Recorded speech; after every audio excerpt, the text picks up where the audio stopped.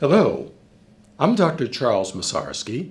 I'm an assistant professor of biology and natural sciences at Northern Virginia Community College in Annandale, Virginia. I'm also in a private practice of chiropractic in Vienna, Virginia.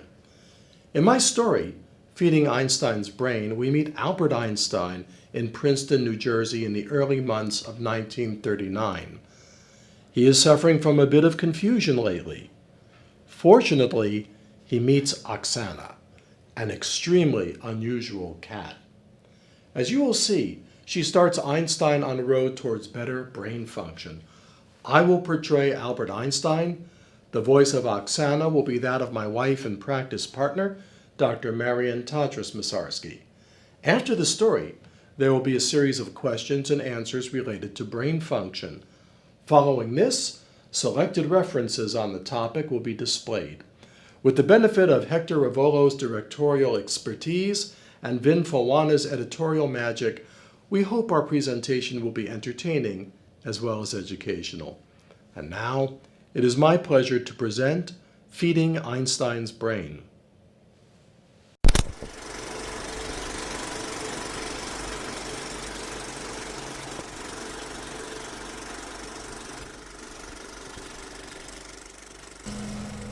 Almost 6 years already. I live in Princeton, and I still get lost.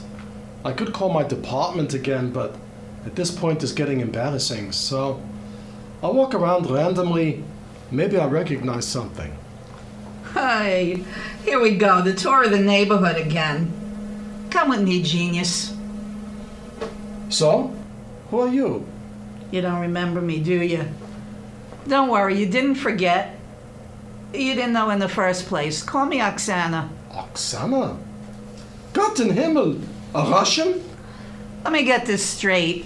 A talking cat doesn't faze you, but suddenly you're hysterical because I'm some kind of a Rusky?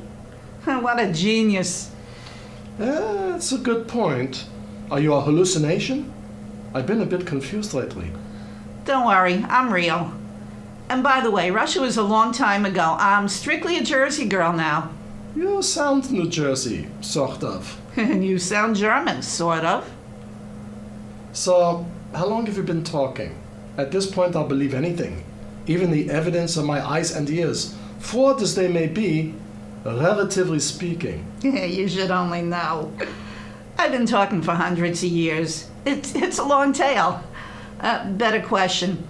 If you're so often confused, why are you going on long walks all by yourself? This is how I think. Sometimes during a long walk, the most peculiar thoughts turn out to be important. Let me ask you something, Oksana. If you are traveling just a little faster than the speed of light, you pass a wave of light traveling next to you. What did you see? I give you the official toast of the state of New Jersey. I didn't see nothing. How come? Because the speed of light is a constant. You can't go faster. Who says? You says. You made a big deal of it in one of your papers. I read it myself. Oy vey. I never thought to ask. You can read too? As far as that paper goes, for a moment there I forgot all about it. You see? Confusion. Not even the walks help anymore. In fact, the walks sometimes just make me tired and more confused. Do you think I think too much? How long have you been like that? Listen to you. How long have you been like that? You want maybe I should lie on the couch? You sound like Sigmund Freud. Maybe you knew him? Not very well, but I knew he was a big deal in Vienna for a while. Stop drifting away from the main point. How long have you been confused? Ever since I slipped and fell during a boating accident. At first I thought it was because I hit my head, but I hardly even had a headache. Actually, I hit my back a lot harder than my head. Where is the pain in your back? Right between the shoulder blades. I've been taking plenty of aspirin for it, but it only helps a little. Yeah, I'm surprised it helps at all. Now turn your back to me and take a deep breath. Like this? Yeah, very nice. You're breathing like you're carrying the secrets of the universe on your back. No wonder you're tired and confused. Your brain needs oxygen. Is that a couple of magazines you're holding? Not just magazines. These are very interesting physics journals. Several papers about the theoretical possibility of something called a chain reaction. Wonderful. Now roll up the interesting journals behind your back, just under your shoulder blades, and hold them there by leaning against that phone booth. You're only going to have about 70 more years to find a phone booth that easily, so use it while you have it, and never mind how I know. Cross your arms in front of you. Yeah, I'm doing as you say. I feel a bit casual. Now what? Breathe in. Then slowly breathe out. That's it.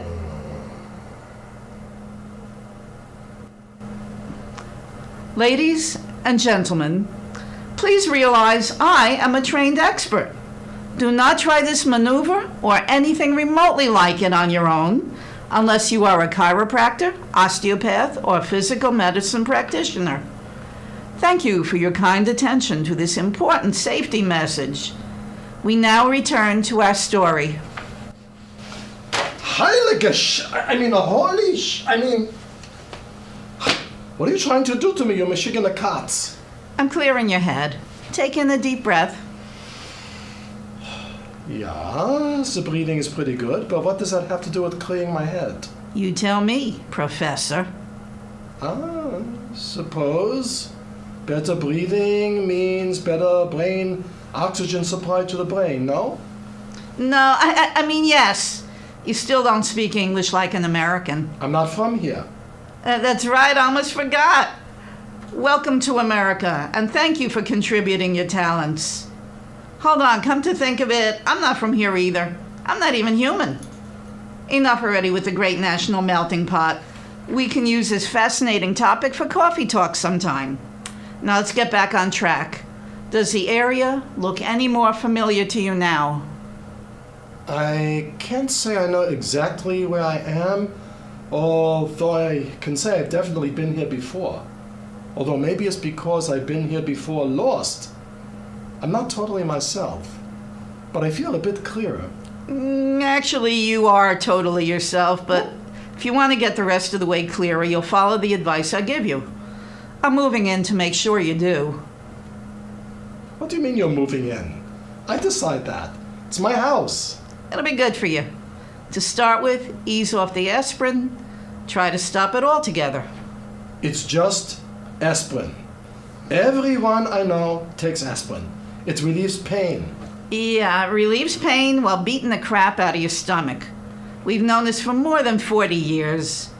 You want your brain to get better, or you just want to keep destroying your stomach lining? Oh, my brain is in my stomach now? No. Things your brain needs to function right are in your stomach. Intrinsic factor, for example. What's intrinsic factor? Biochemistry from 10 years ago. You see what happens when you only read physics journals? Speaking of stomachs, what have you been eating? Anything convenient. My wife tries to give me good food to eat, but, with all the busyness with the institute and so forth. You could take your wife out to the new diner near town a few times a week. I'll go over the menu with you. You'll both eat like humans for a change. A diner? Are you talking about one of those ham and egg joints where you sit on little stools inside a metal tube? You gotta get out more, Doc. You got no idea what's going on in Princeton these days. There's a new diner in town. It's no greasy spoon. They got a good Mediterranean menu full of ingredients that'll do your brain a world of good. Now let's get me moved in. You can tell your wife you found me on the street. It's not exactly a lie. You can run your ideas past me before you talk to humans. But wouldn't it be odd that I'm talking to myself? They'll probably think you are talking to yourself. Don't tell me it's never happened before. You were talking to yourself just now when I showed up. Yeah, but what if I blurt out that you're a talking cat? I'm going to be thinking about it all the time. It's an amazing discovery. It only takes one talking cat to reveal that not all cats are incapable of speech. It's amazing. This is so much more interesting than Schrodinger's stupid cat. Stupid quantum theory. Hey, good one. First of all, quantum theory is not ridiculous.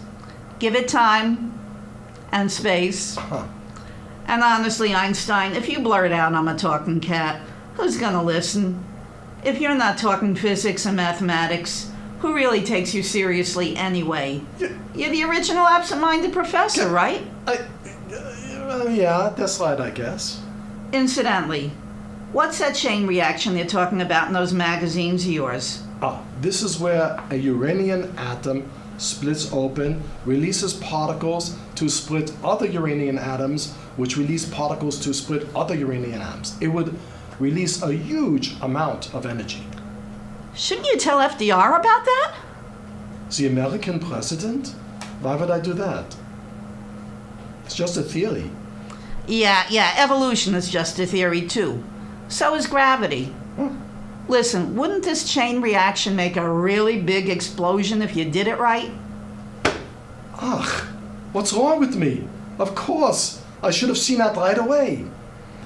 The Nazis are probably working on an atomic bomb. Generally speaking, I hate war and all the weapons of war, but this is a special case. These Nazis hate everyone.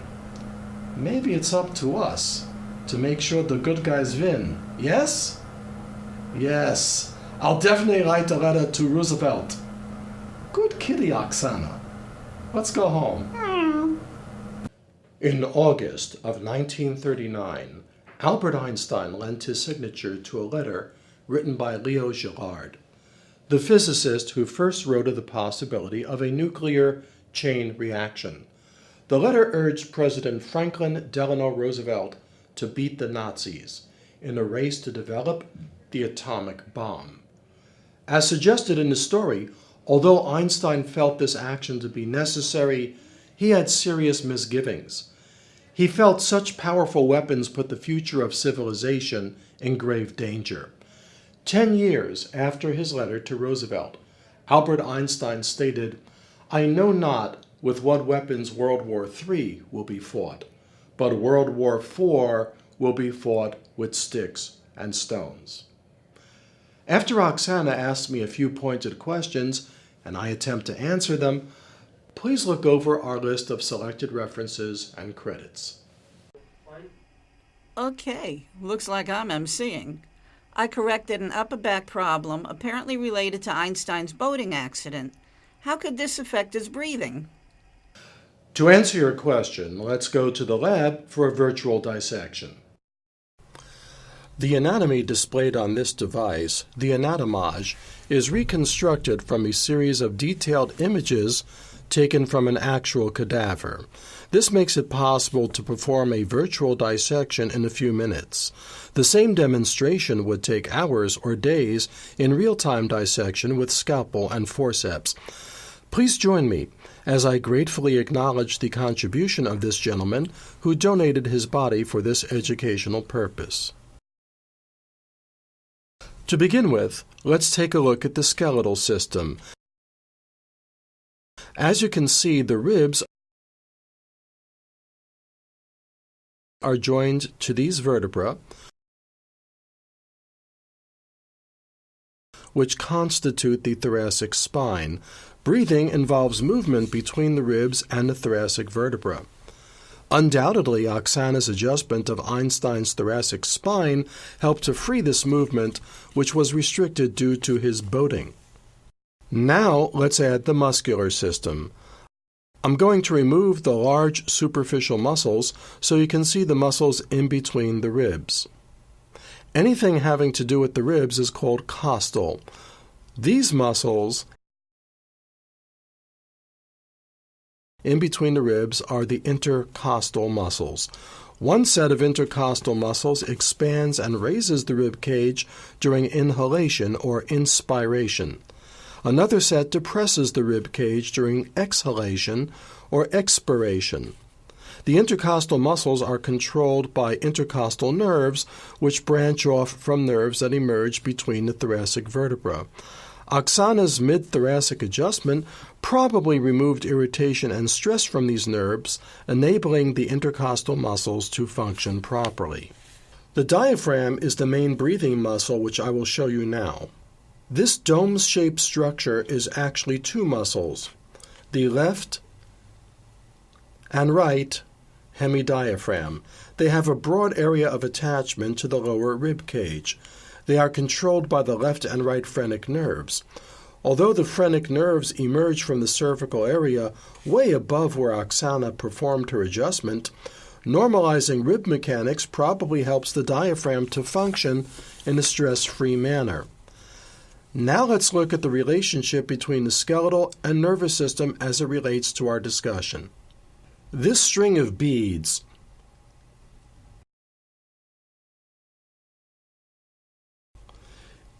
is a neurological structure that clings to the left and right sides of the vertebral column.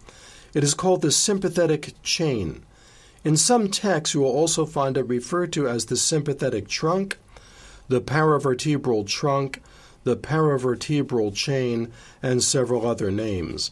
Among other things, the sympathetic chain in the thoracic spine supplies nerves to the smooth muscles of the bronchi. The bronchi are the tubes that eventually lead to the air sacs of the lungs, which are called alveoli. I would not be surprised if Oksana's thoracic adjustment removed irritation and stress to the sympathetic chain. This in turn allows the bronchi to dilate and constrict as needed for optimal breathing. Why did I try to get Einstein to quit or at least reduce the aspirin use? Aspirin is one of the drugs in the NSAID category, non-steroidal anti-inflammatory drugs. NSAIDs are notorious for causing digestive damage, especially in the stomach. How does intrinsic factor relate to Einstein's confusion? Intrinsic factor enables you to absorb vitamin B12 from your food. Vitamin B12 in turn enables you to produce normal red blood cells, the oxygen transport cells in your blood. Lack of B12 from stomach trouble or any other reason causes a condition called pernicious anemia. The lack of oxygen in the blood of an anemia victim is not good for an oxygen-hungry organ such as the brain. Now, when I go over the diner menu with Einstein, I'm going to point out several fish dishes. Obviously, I'm a cat, I'm going to notice fish on the menu. But why is it relevant to Einstein's brain function? Among other reasons, fish is high in B complex. The B vitamins, especially thiamine, B1, riboflavin, B2, and niacin, B3, are especially important in the physiological process that converts glucose and oxygen into energy. This process is called cellular respiration. The menu also has dishes that incorporate walnuts, avocados, olives, and coconut. Look, it's a Jersey diner. They can have desserts with coconut if they want to. Am I going to pick these dishes too? You probably should point these items out. These foods, along with certain types of fish, are rich in the omega-3 fatty acids. These are important in the formation of the membranes of cellular structures called mitochondria. These membranes aren't just passive envelopes. They organize the chemical pathway that produces the most energy from cellular respiration. Basically, the mitochondria are the energy factories of the body's cells, including brain cells. I noticed a few selections with sesame seeds, and there are sunflower seeds at the salad bar. Would these help? Definitely. Along with nuts, these seeds are rich in coenzyme Q.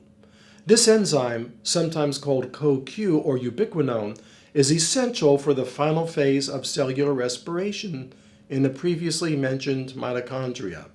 Again, this is the source of energy needed by all cells, including brain cells. How about fruit salad? With grapefruits and oranges? Go for it, Oksana. These fruits contain pectin, which assists the body in regulating glucose absorption. Glucose is the simple sugar metabolized in the cellular respiration process we've been talking about. Pectin is also abundant in apples. Shouldn't be difficult to get an expatriate German like Einstein to have a little apple strudel every now and again. Does anything else help with glucose metabolism? Yes, the mineral chromium is sometimes called glucose tolerance factor. The same nuts and seeds that offer coenzyme Q are also rich in chromium. What about factors other than food? There are several things to consider here. First, physical activity is needed. Several studies have shown that physical activity protects the brain against loss of cognitive function over time. In Albert Einstein's case, this probably is not a problem. He was already walking every day, and one of his favorite pastimes was boating. Mental stimulation is extremely important for maintaining optimal brain function. Again, this is no problem with Einstein. He was tackling some of the most intricate scientific and mathematical problems of the age. Furthermore, one of his favorite relaxations was to play the violin. Performing and listening to music is excellent for brain function.